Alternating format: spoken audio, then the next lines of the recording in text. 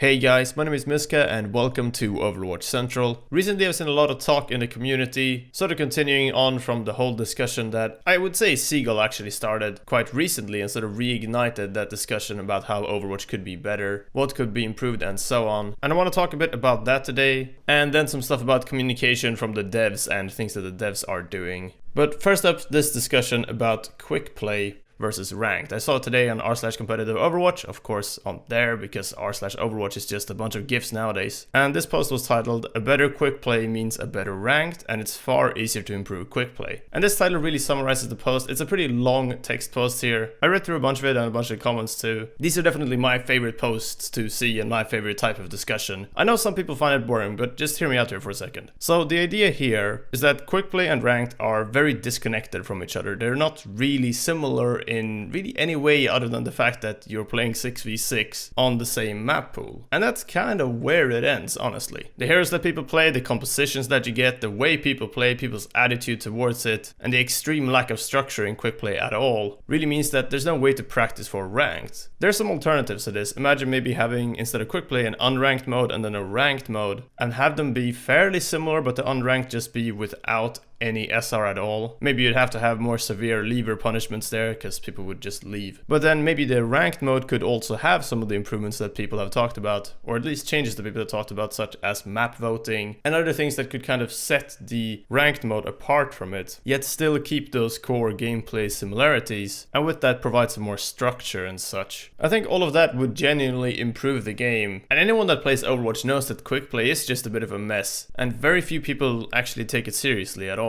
Which honestly is totally understandable with the way that it is laid out currently. Now I'm gonna pick up on that a little bit later as I kind of transition into this next topic, which has to do with developer communication with the community, as it's something that's been talked about quite a lot recently since there's not been much communication. And when trying to find if there had been any communication at all, I found out pretty much the only thing that had actually been properly commented on that brought any sort of new information was this post on r/Overwatch with barely any upvotes asking which Junkrat skin was the most popular one. I'm surprised they even spotted this, but Bill Warnick actually answered and said that Dr. Junkenstein is by far the most popular skin for Junkrat. You'll want to pick Krampus if you're trying to be unique, although it looks like it's gaining popularity. Cheers, smiley face. Now, I know that some people like to be kind of outraged when the Overwatch dev team don't really answer a lot of questions and then they answer this type of silly stuff occasionally, but at the end of the day, they're also just people. They definitely are working on a lot of stuff, and Bill Warnick just picking this post when scrolling through Reddit and answering it for fun shouldn't really be an indication of the dev team not caring about the community and not answering the questions that you actually have. And I think this is when it's important to remember that this time of year is just going to be very quiet. You had the Jeff Kaplan post talking about things that they are doing, and that essentially being able to be summarized with a TLDR of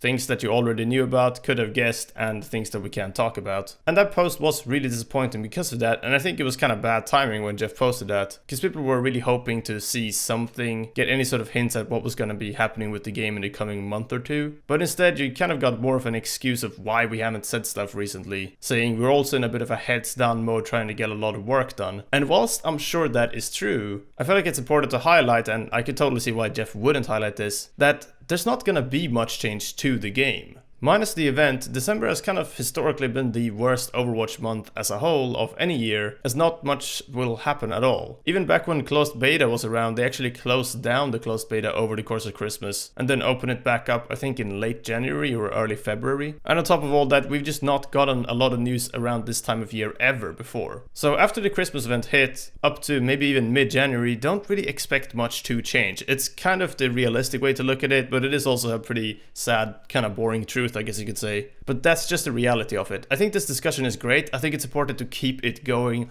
until the Overwatch dev team are back from their Christmas break. Whilst I'm sure they are also gathering feedback and such, hold on to this stuff and make sure that you talk about it again in mid-January or early January so the dev team actually see it and can bring it up when they get back from their break. The Overwatch dev team are also just people at the end of the day. And I wanted to bring this up because, once again, I feel like it's very important to keep the discussion going. Alright, that's pretty much everything for this video. I hope you enjoy it and you can spread that message, but yeah, that's all for now. Thank you very much for watching. We're coming up pretty close to Christmas, so if I forget to say it before then, Merry Christmas, and if you don't celebrate, then Happy Holidays. But yeah, that's all for now. Thanks again for watching, and I'll see you next time.